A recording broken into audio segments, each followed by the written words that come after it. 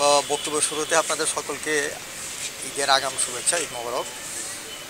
প্রতি বছর আপনারা যেরকম প্রস্তুতি নিতে দেখেছেন, আমরা এবারও তার ব্যতিক্রম করি নাই, বরং অতিরিক্ত যেটা চেষ্টা করেছি আমরা নিরাপত্তা নিশ্চিত করার সুযোগ কী বলা হয় কাজটুকু আমরা করেছি। আর এখানে যে আপনারা ইয়েটা দেখতে পাচ্ছেন, প্যান্ডেল দেখতে পাচ্ছেন, আমরা বৃষ্টির আশঙ্কা করে এই সামিয়ানা টানিয়েছি উপরে, যেন বৃষ্টি রোধ করা যায়। মহিলাদের জন্য পৃথক নামাজের ব্যবস্থা করেছি, ওদের ব্যবস্থা করেছি। আবার এখানে টয়লেটের ব্যবস্থা করেছি, ভিআইপি টয়লেট একটা রেখেছি, নর্মাল দুইটা রেখেছি। আর ইউরিনাল তো আগেই, এটা সেট আপ আগে থেকেই আছে।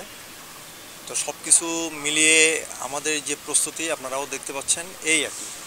এরপরে যদি আপনাদের কোনো পরামর্শ থাকে বলতে পারেন, আমি সেটাও করতে পারি, এখনও সময় আছে। যেটা হচ্ছে যে যে পরিমাণ সামিয়ানা দেওয়া আছে, লোকের অ্যারেঞ্জমেন্টটা কত আপনার ধারণা? আর যেটা হচ্ছে যে বাকি যে অংশটুকু আছে, শুধুমাত্র সামিয়ানা দিলে কিন্তু ভিজে যাবে। যদি বৃষ্টি হয়, বৃষ্টি না হলে এক ধরনের, আর বৃষ্টি হলে কিন্তু আবার আরেক ধরনের। আপনার জায়গাটা কিভাবে? আপনার এই প্রশ্নের উত্তর একটু বলি। আমরা আমাদের অভিজ্ঞতা বলে যে ঈদ উল ফিতরের তুলনায় ঈদ উল আজহাতে এখানে মানুষ কম হয়। কারণ ঈদ উল ফিতরে অনেকেই শহরে থাকলেও ঈদ উল আজহাতে অনেকে কোরবানি দেওয়ার জন্য দেশে চলে যায়।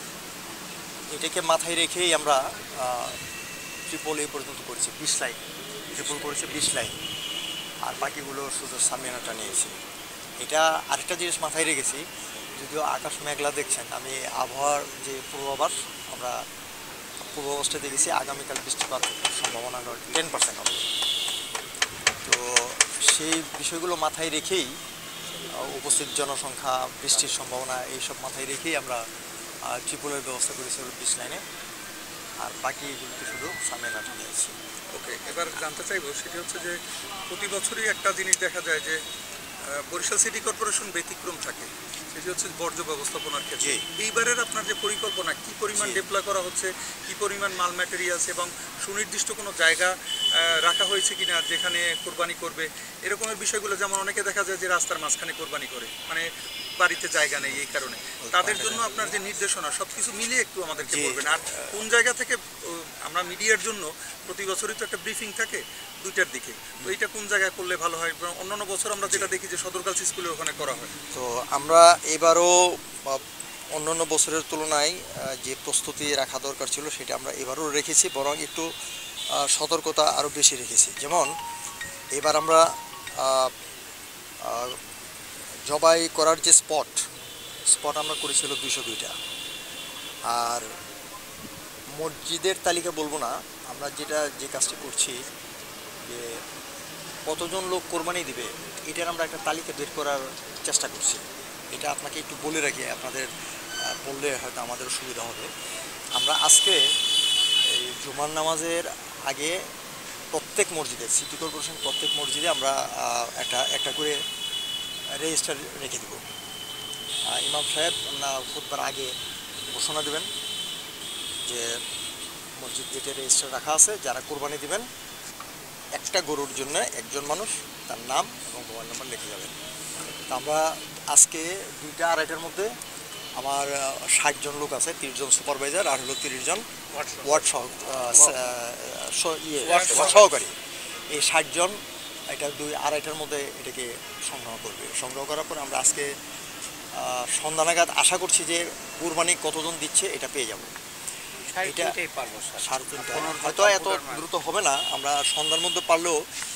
এরপরে আমরা যে কাজটি করব, প্রত্যেক গরুর জন্যে আমরা ব্যাগ ঠিক করেছি।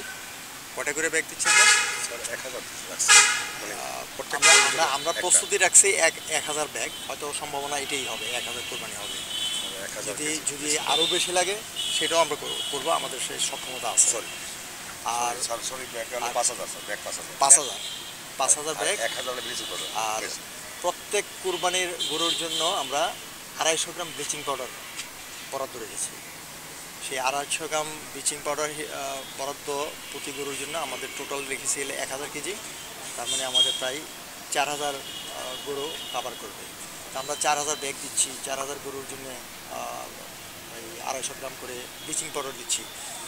আমাদের প্রত্যেককে বলা আছে, অনুরোধ করা হবে আরও যে কোরবানি শেষে তারা এই ময়লাগুলো এই ব্যাগে রেখে তারা যেখানে কোরবানি দিচ্ছে সেই স্পটে রেখে দেবে।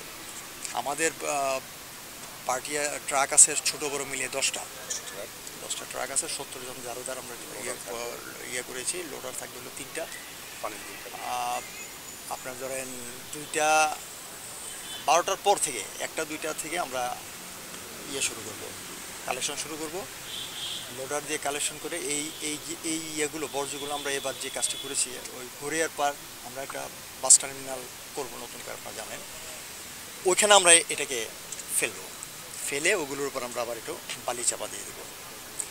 এই হলো আমাদের কালকের পরিষ্কার পরিচ্ছন্নতা সংক্রান্ত আমাদের পরিকল্পনা। এখন এখানে কি মনে হয় কত সময়ের মধ্যে এটা আমরা অবশ্যই আমাদের টার্গেট হলো সন্ধ্যার আগে আমরা এটা কমপ্লিট করে দেবো। আমরা এটা সন্ধ্যার পরে নিতে চাই না। যদি আমরা 2টায় শুরু করি, যেহেতু ট্রাক 10টা আছে, যদি প্রয়োজন লাগে আমরা ট্রাক অন্যভাবে আরও সংগ্রহ করবো, কিন্তু যেভাবেই হোক আমরা সন্ধ্যার আগে এটা শেষ করার চেষ্টা করব।